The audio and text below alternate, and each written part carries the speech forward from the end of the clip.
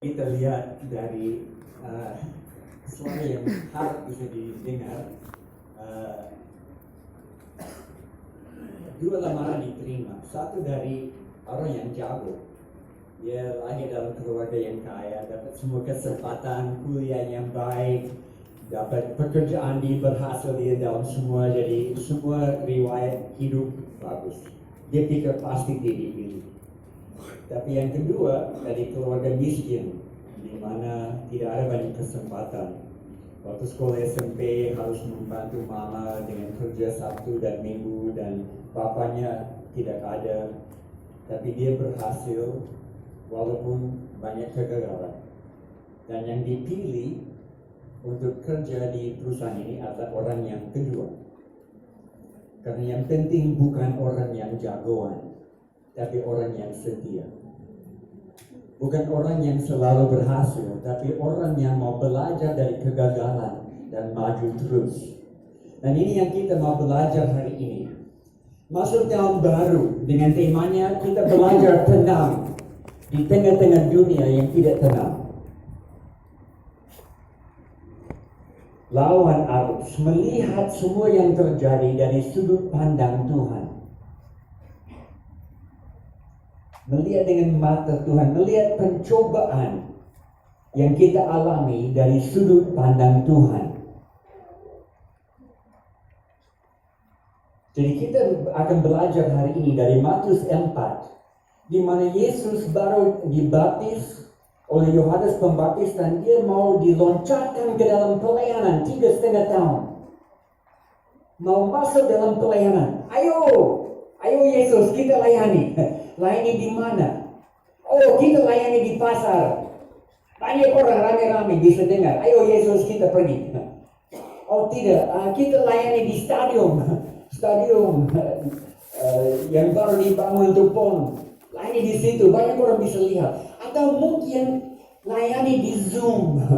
Kita masuk internet, Yesus bisa layani di Zoom. Semua orang bisa lihat, dengar dari seluruh dunia. Tidak. Pelayanan mulai di padang gurun. Mulai dengan pencobaan. Melihat dari sudut pandang Tuhan. Saudara dan saya setiap hari. Tidak lewat satu hari. Setiap hari kita ada di persimpangan jalan. Harus pilih. Apakah saya mau bergantung kepada pertolongan Tuhan? Kekuatan dari Tuhan, mau bergantung total kepada Tuhan, atau saya mau pakai kekuatan saya sendiri. Itu pencobaan yang kita menghadapi setiap hari. Dan kita belajar hari ini bagaimana Yesus menghadapi hal itu. Karena iblis tidak terlalu entrepreneurial.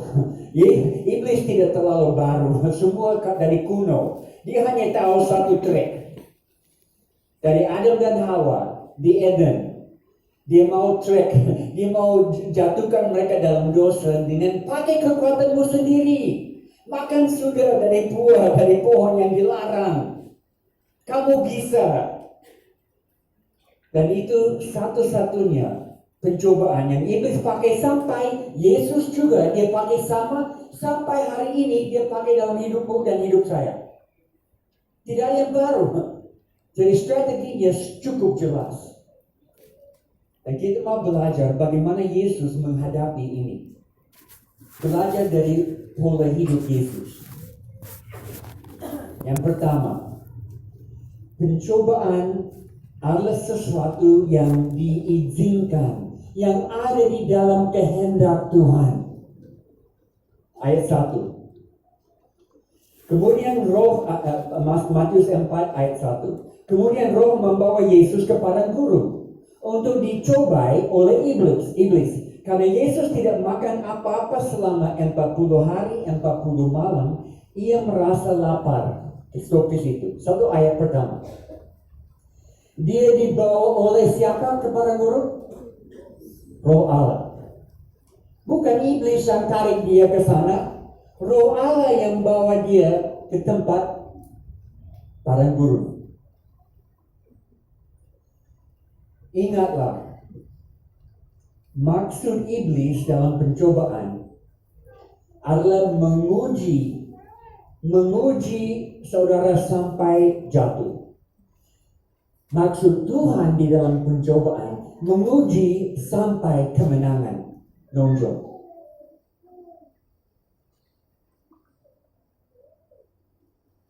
Semuanya yang sama, yang dipakai sama, tapi tujuannya berbeda. Semua dalam hidupmu Tuhan mau murnikan seperti emas yang diuji oleh api. Yesus baru selesai baptisan Sungai Yordan. Banyak orang saksikan Yohanes Pembaptis melihat dengar suara Allah dan juga dia burung merpati turun di atas Yesus seperti ini. Semua luar biasa, konfirmasi bahwa Yesus adalah anak domba Allah. Dan langsung dari situ diloncarkan ke dalam pelayanan, dan pelayanan mulai di dalam padang gurun. Karena iblis lihat terobosan ada di depan. Baptisan air terjadi, sekarang Yesus akan masuk dalam pelayanan, dan iblis ingin mencegah dari terobosan ke depan. Tuhan Allah Bapa mau loncarkan lebih dari depan lewat pencobaan ini. Tangkap ini saudara. Kalau dalam hidupmu ada pencobaan, pasti ada. Dalam lockdown ini pasti ada. Banyak, lebih banyak. Hal yang dulu saudara pikir, oh ini saya sudah lewat, tidak mencoba saya lagi. Muncul lagi, mulai mencoba lagi. Dan jangan rasa, oh saya lepas, kenapa saya selalu jatuh dalam pencobaan. Ini diizinkan Tuhan supaya saudara belajar kemenangan baru. Jangan pukul diri sendiri, tapi sadar ini kesempatan dari Tuhan. Tuhan izinkan. Iblis takut Yesus baru dibaptis akan masuk pelayanan yang luar biasa.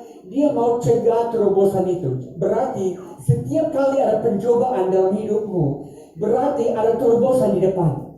Ada di pintu, ada terobosan yang menantikan saudara. Dan itu sebabnya iblis takut dan iblis mencoba supaya terobosan tidak jadi. Tuhan mau pencobaan itu membuka luas pintu terobosan bagimu. Harus lihat dari sudut pandang Tuhan. Pencobaan bukan tanda yang buruk. Pencobaan adalah tanda yang terobosan sudah dekat. Padang gurun saat itu ada daerah di antara Yerusalem dan Laut Garam. Ada satu padang gurun di situ di Palestina. Luasnya 50 km kali 25 km. Luas. Dan di padang gurun itu tidak ada tumbuhan sedikit pun, tidak ada. Hijau tidak ada sama sekali. Tidak ada manusia. Jadi Yesus sendiri, tapi dia tidak sendirian. Dalam lockdown, kita pikir bulan-bulan ini kita sepi, kita sendirian. Kita pikir komunitas tidak bisa kumpul, tidak seperti biasa. Jangan. Karena Tuhan ada beserta kita. Walaupun tidak bisa kumpul dengan banyak-banyak orang seperti dulu, Tuhan tetap bersama kita, mau menyatakan diri lebih sekarang. Dia mau kita belajar sumber pertolongan kita satu-satunya dari Tuhan. Nah, kenapa? Kenapa Roh Allah membawa Yesus ke tempat itu? Supaya ada waktu sendirian dengan Bapa di surga. Padang gurun bisa buat orang kecewa, putus asa, tenggelam di dalam kegagalan. Atau padang gurun bisa buat orang lebih dekat dengan Tuhan. Pilihan ada di tanganmu. Israel Mereka ada di padang gurun 40 tahun. Belantara, putar-putar, tidak masuk tanah perjanjian. 40 tahun mereka mengeluh terus, tidak taat kepada Tuhan terus. Kalah 40 tahun. Yesus dicobai 40 hari. Dan Yesus menyerang iblis sampai iblis kalah. Mari kita minta Tuhan. Bisa? Tuhan minggu ini kirim kepada saya padang gurun baru. Wow, jangan minta begitu. Ya, ini lawan arus. Di dalam dunia selalu mau semua senang, selalu senang. Tapi kerajaan Tuhan terbalik. Dan kita bisa minta Tuhan padang gurun baru minggu ini, supaya terobosan baru saya hadapi, saya alami minggu ini. Supaya kita belajar berkelahi dengan iblis. Berkelahi dengan manusia yang lain sudah cukup, tidak usah lagi, jangan tambah-tambah. Berkelahi dengan iblis sekarang. Supaya kita menghargai waktu bersama dengan Tuhan. Waktu yang susah menghargai. Waktu yang susah menghargai. Karena di dalam waktu yang susah Tuhan punya kesempatan menyatakan kuasanya di dalam hidupmu. Yang kedua dari ayat 2 dan ayat 4. Kita belajar dari ayat 2 sampai ayat 4. Datanglah iblis dan berkata, jika engkau anak Allah, buatlah batu ini menjadi roti. Jawab Yesus, dalam kitab suci ada tertulis, manusia tidak dapat hidup dari roti saja, tetapi dari setiap firman yang keluar dari mulut Allah. Berarti pencobaan dipusatkan kepada kekuatan manusia. Kekuatan seseorang menjadi pusat yang iblis mau jatuhkan. Jangan saya pikir kelemahan menjadi pusat. Tidak. Kekuatanmu menjadi pusat di mana iblis mau jatuhkan. Banyak orang jatuh karena mereka tidak waspada. Karena mereka tidak sadar bahwa pakai kekuatan sendiri tidak cukup. Pakai kekuatan sendiri untuk kepentingan sendiri. Itu yang iblis mau. Dan itu yang dia tawarin Yesus dengan pencobaan pertama ini. Jadi orang jatuh bukan karena dia lemah, tetapi karena dia kuat dan mungkin terlalu kuat. Banyak orang pikir begini. Mereka bilang, Jim, kalau saya dapat sesuatu ini dan itu, pasti saya bisa lebih setia kepada Tuhan. Pasti saya bisa efektif dalam pelayanan kalau saya dapat ini atau itu. Kalau saya dapat uang, saya bisa setia. Kalau saya dapat ijazah, saya bisa setia. Kalau saya dapat status dinaikkan atau dipilih PNS atau sesuatu, saya bisa lebih setia kepada Tuhan. Kalau saya dapat tambahan tenaga yang bisa bantu dampingi saya pasti bisa sukses. Kalau saya dapat perlengkapan semua ini, saya bisa setia kepada Tuhan. Tapi justru sebetulnya penambahan hal-hal itu akan tambah pencobaan. Karena terlalu sering kita tidak tahu caranya menerima berkat Tuhan. Saudara tahu, pasti mungkin ada di antara kita yang datang dari pedalaman. Pindah ke sini, minggu pertama rumah lengkap, rumah bagus. Tidak, harus di pinggir kota dengan rumah sederhana atau rumah kontrakan yang ada lubang-lubang, hujan masuk. Tahan banting tahun-tahun pertama. Tapi akhirnya dapat kerja, dapat uang masuk, dapat rumah baru, hidup baik. Tidak pakai motor jelek lagi, tapi ada mobil, ada kuda sekarang. Dan sudah tidak setia kepada Tuhan lagi. Pada waktu susah, sering kita lebih setia kepada Tuhan. Karena kita manusia tidak tahu caranya menerima berkat Tuhan. Suami istri, saya selalu tanya, dalam pernikahanmu, waktu paling indah kapan? Selalu mereka jawab, tahun pertama. Tahun pertama kami nikah itu paling indah.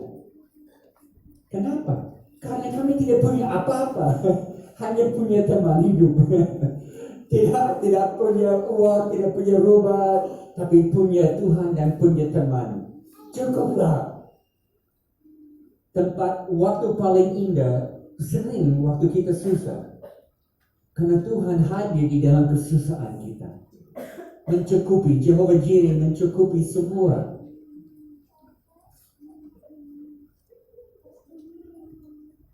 Yesus punya kuasa. Dia punya kuasa untuk jadikan batu menjadi roti. Dia bisa buat. Kemampuan ada. Tapi dia tidak pakai kuasa untuk kepentingan diri sendiri. Iblis bilang, hey, jadikan batu ini sudah jadi roti. Puaskan dirimu sendiri dengan batu ini jadi roti. Allah tidak perhatikan kau buat sendiri. Dan ini yang kita bicara dalam lockdown sekarang. Allah tidak peduli. Dia tidak perhatikan. Jadi saya harus cari sendiri. Wow, sama dengan Yesus. Dan Yesus tidak pakai kuasa sebagai jalan pintas untuk reputasi dibangun. Oh, dia bisa jadikan batu jadi roti. Semua orang lihat. Tiap minggu, setiap hari dia bisa kasih makan banyak orang, bisa mujizat. Dan semua orang berbondong-bondong kepada Yesus karena mujizat. Bukan karena dia anak Allah. Bukan karena percaya, tapi karena mau isi perut. Pencobaan pertama ini mencobai caranya Yesus akan melayani. Bukan cara jago-jagoan, tapi cara yang menderita. Dan Yesus jawab menurut firman, manusia hidup dari firman Tuhan. Apakah rahmat Tuhan cukup bagi saudara minggu ini? Bisa bangun pagi dan waktu mata buka di atas tempat tidur, omong begini, Tuhan, rahmat-Mu cukup bagi saya hari ini. Cukup.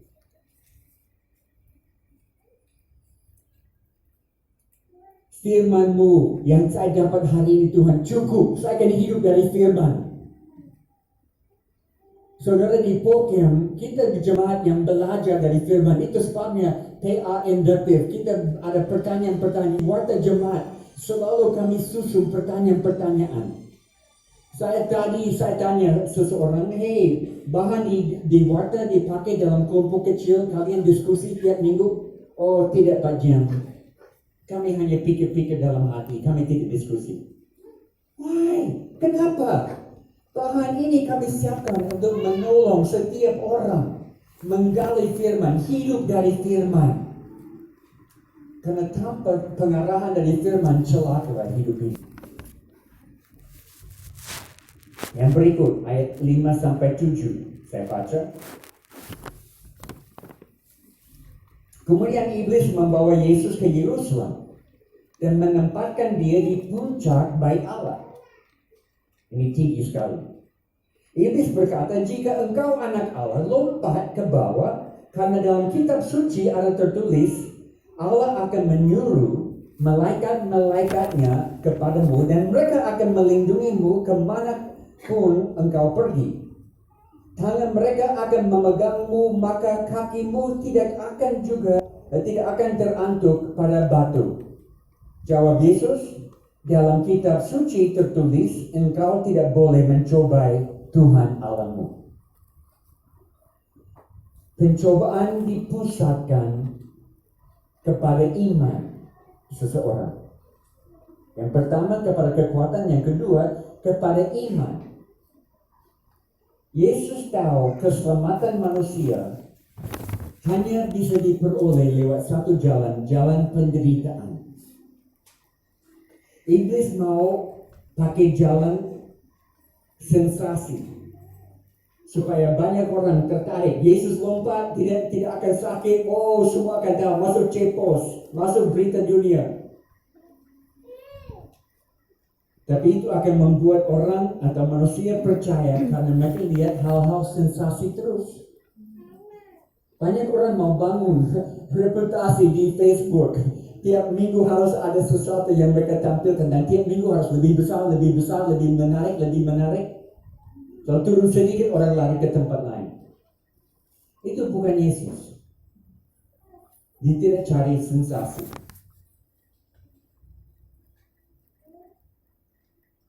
Iblis mau mencoba Yesus untuk menguji janji Allah benar.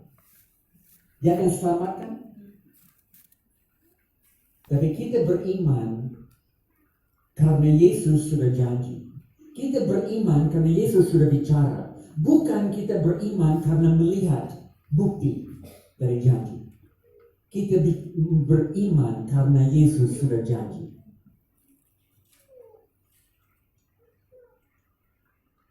Apakah kita beriman bahwa cara Tuhan terbaik dalam 1 tahun terakhir ini? Apakah cara Tuhan baik dalam hidupmu? Saya mau sedikit jujur sekarang. Banyak orang di jemaat kami dalam tahun ini, dalam minggu ini, ada sakit. Ada yang alami sakit tahun ini, sakit paling parah dalam hidupnya. Belum pernah ada sakit seperti sekarang. Apakah cara Tuhan tetap terbaik? Dalam hidupmu, waktu sakit menambah. Apakah janji Tuhan sebagai Jehovah Rafa, Tuhan yang menyembuhkan, tetap betul walaupun tidak mengalami kesembuhan langsung? Tetap percaya Dia cukup? Atau keuangan, usaha yang saudara buat sampai tahun ini semua gagal, uang habis, bangkrut, dan tidak mengerti kenapa. Cara Tuhan terbaik, titik, tidak ada diskusi.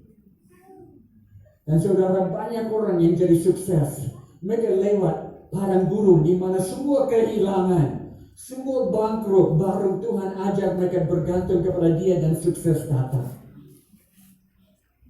Atau perencanaanmu. Ada banyak perencanaan tahun lalu, tapi 10 bulan terakhir ini mengganggu semua sampai terhapus semua, tidak bisa menggenapi perencanaanmu. Kenapa Tuhan? Karena rencana Dia terbaik. Dia tidak salah, sempurna rencana Dia. Apakah kita bisa percaya itu? Dalam kegagalan, terobosan ada di depan. Ada yang terakhir, kita baca dari ayat 8 sampai 10. Kemudian iblis membawa Yesus ke puncak gunung yang tinggi. Ia menunjukkan kepada Yesus semua kerajaan di dunia dalam kemewahannya. Iblis berkata, "Aku akan memberikan semua ini kepadamu jika engkau sujud dan menyembah aku." Yesus jawab, "Pergilah dari aku, iblis." Jangan sudah. Dalam kitab suci tertulis, engkau harus menyembah Tuhan Allahmu dan hanya kepada Dia sajalah engkau berbakti. Pencobaan mau memancing saudara dan saya untuk kompromi dalam hati kita. Kompromi artinya turunkan standar Tuhan. Iblis mau standar yang ditetapkan Tuhan turun sedikit sampai tidak sadar sudah turun banyak. Sebetulnya orang tidak jatuh 1 detik. Oh, saya dijatuhkan iblis. Tidak, kamu pilih. Jangan salahkan iblis. Karena ada keputusan banyak kecil-kecil yang standar diturunkan sampai jatuh. Iblis mau tipuan kecil. Tapi tipuan kecil bisa sangat jahat. Tipuan kecil sangat apa? Sangat apa? Baik? Jahat. Tipuan kecil dari iblis sangat jahat.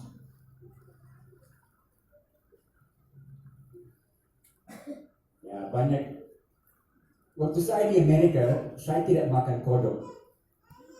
Hanya di Indonesia saya belajar makan kodok.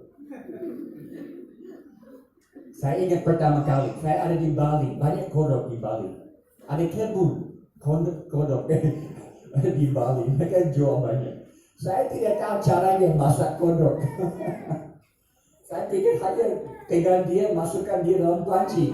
Tapi saya masukkan dia keluar.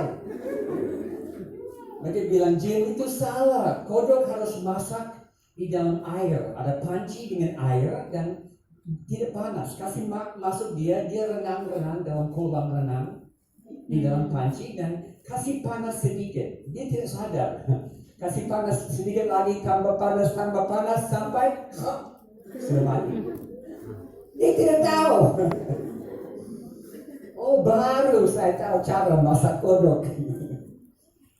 Jadi itu iblis mau tipu kita sedikit, renang di dalam air duniawi sampai kita buat keputusan salah dan lebih panas sampai mati, jatuh. Tipuan kecil. Ada orang bilang, tipuan kecil itu it's okay kalau tujuannya baik.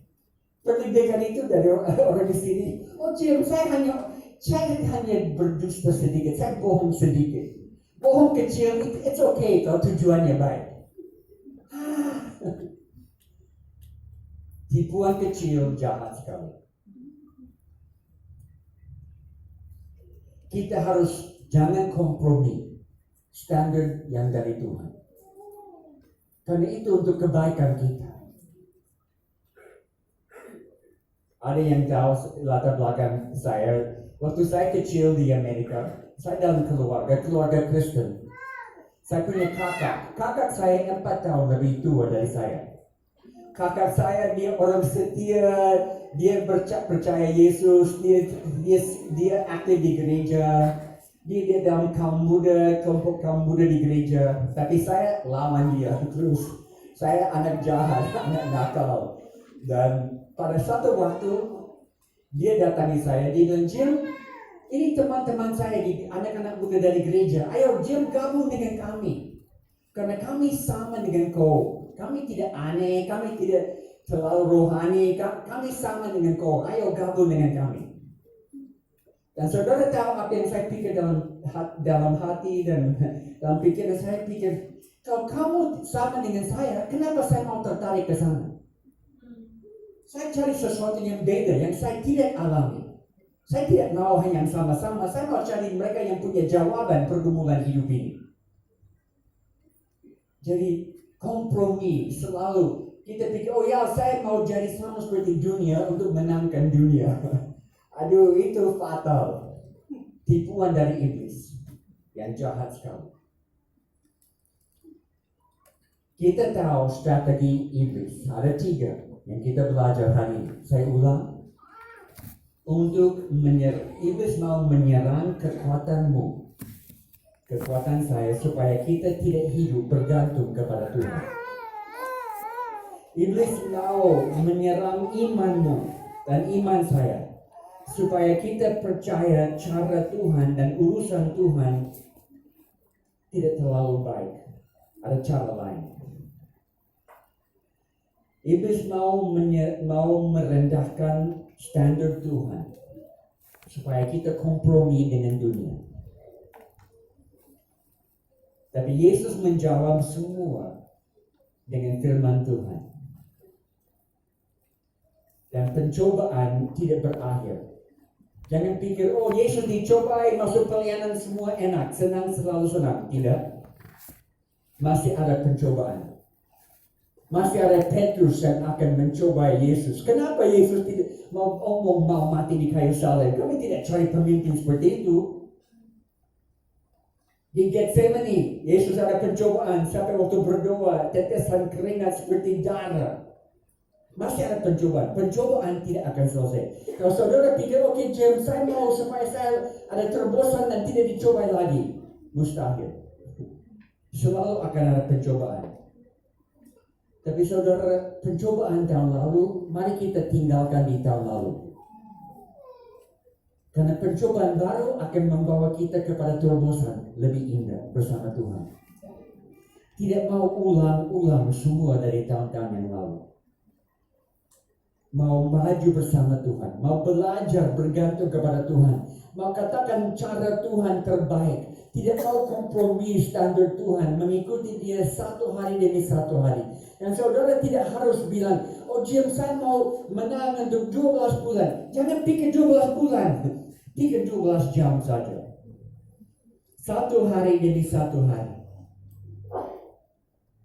Kalau ada sesuatu yang mencobai saudara, dalam hatimu saat ini, pikirkan.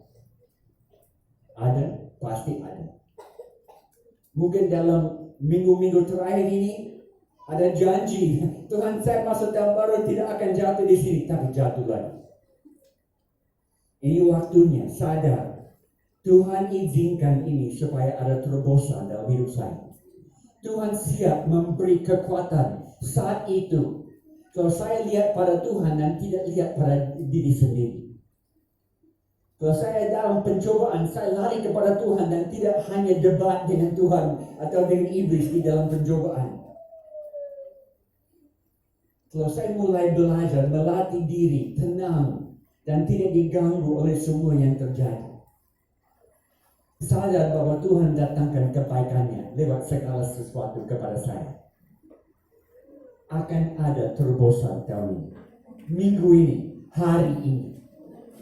Tidak harus pikir jauh ke depan. Kita semua yang punya ketagihan, yang punya problem baik dengan alkohol atau narkoba atau apapun, kita tahu tidak bisa pikir jauh ke depan, hanya pikir satu hari.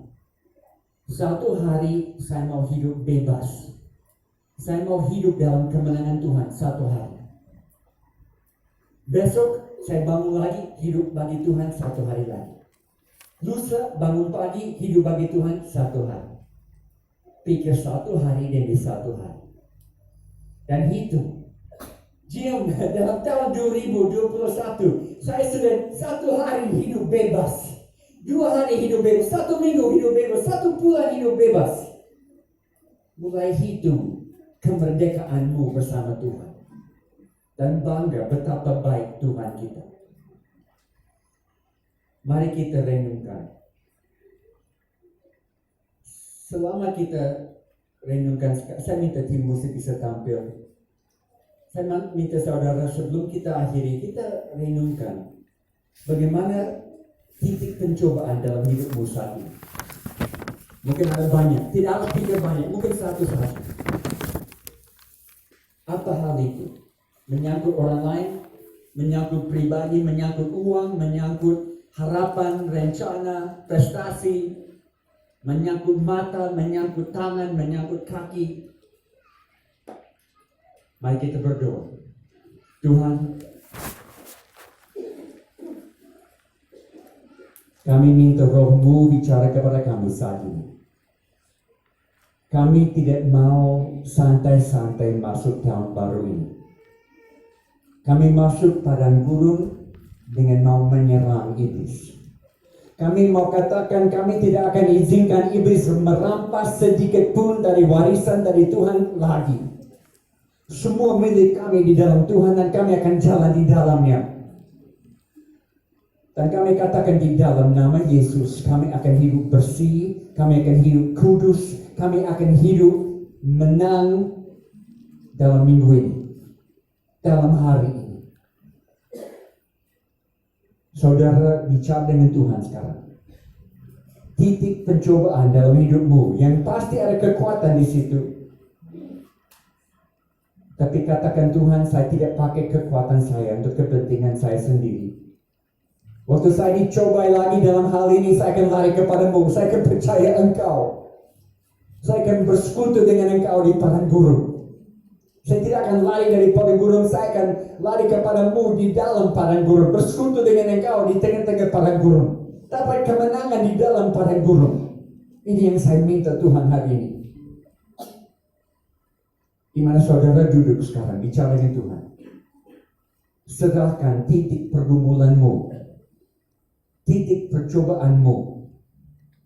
Serahkan kepada Tuhan. Minta Dia hadir di tengah-tengah padang gurunmu. Mungkin fisiknya, minta Tuhan masuk dalam tubuhmu. Mungkin titik otak pikiranmu, minta Tuhan sembuhkan pikiranmu. Lurusin pikiranmu. Mungkin titik mata, di mana minta Tuhan kontrol mata ini. Saya hanya mau lihat apa yang Tuhan izinkan, bukan yang saya ingin. Mungkin tangan, Tuhan ambil tangan saya. Tangan ini untuk melayani Engkau, bukan untuk hal-hal yang lain. Tangan yang najis jadikan tangan yang kudus. Satu hari demi satu hari saya pakai tangan ini untuk kemuliaan-Mu, Tuhan. Kakiku mau lari ke tempat di mana Engkau ada, Tuhan. Saya tidak mau kaki ini injak tempat yang Engkau tidak ada. Saya janji hari ini di padang gurun kaki akan di tempat-Mu, Tuhan. Semua berdoa, serahkan padang gurun kepada Tuhan. Minta terobosan datang. Ketaatan muncul dalam hidupmu. Hati yang mau tekun. Ikut suara Tuhan apapun harganya.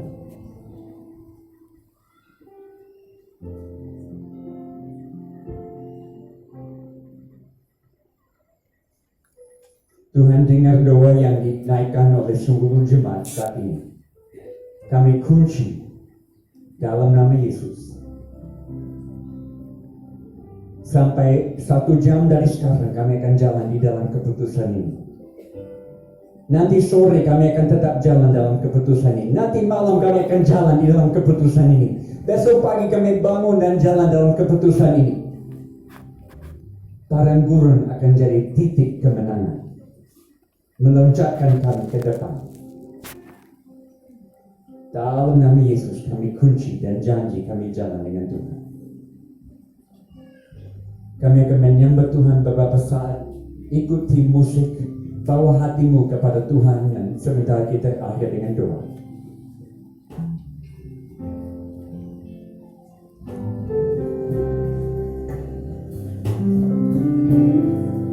Mari kita semua bangkit berdiri, fokus kepada Tuhan.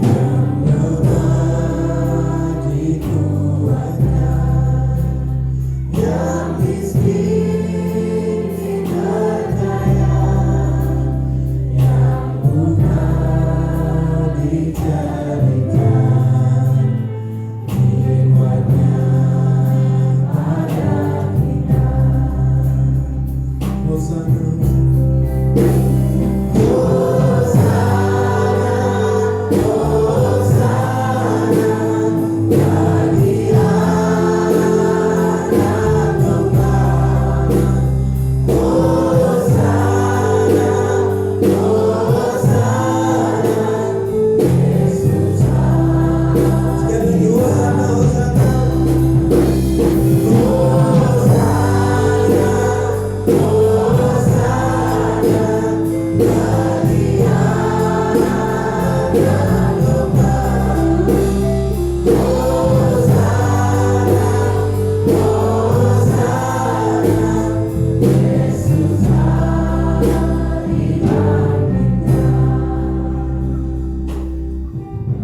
kasih Tuhan buat hari ini.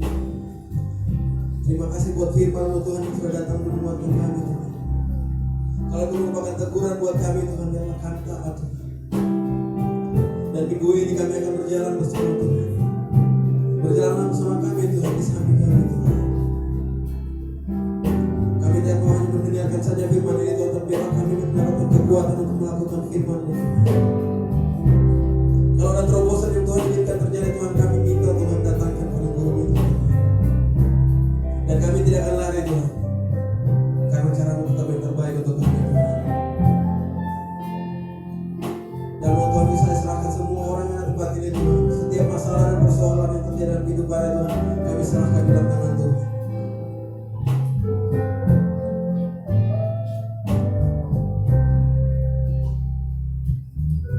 Kami akan masuk dalam minggu yang baru Tuhan bersama dengan Tuhan Yesus Kristus. Amin Tuhan Yesus. Saya minta Kak Kaisa untuk tutup kita dalam Tuhan.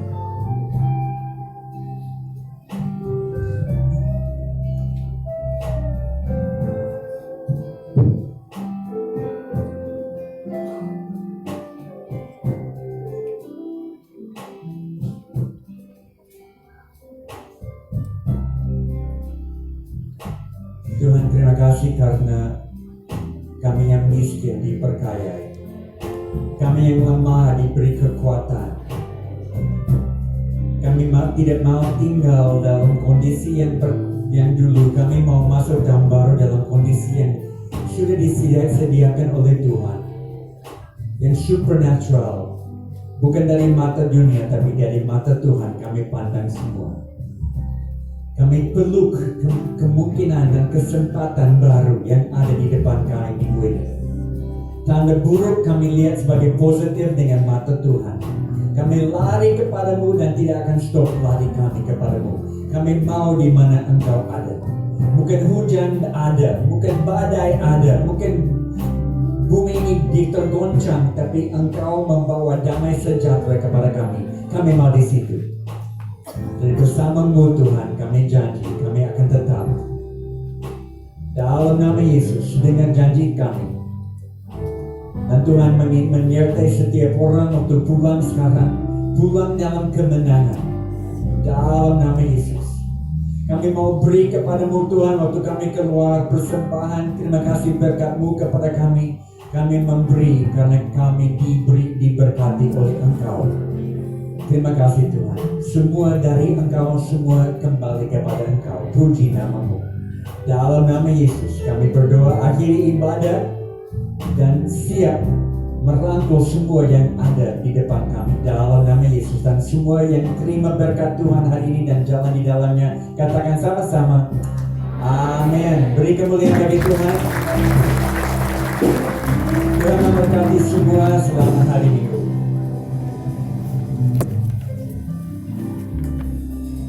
Mungkin ada yang pertama kali hari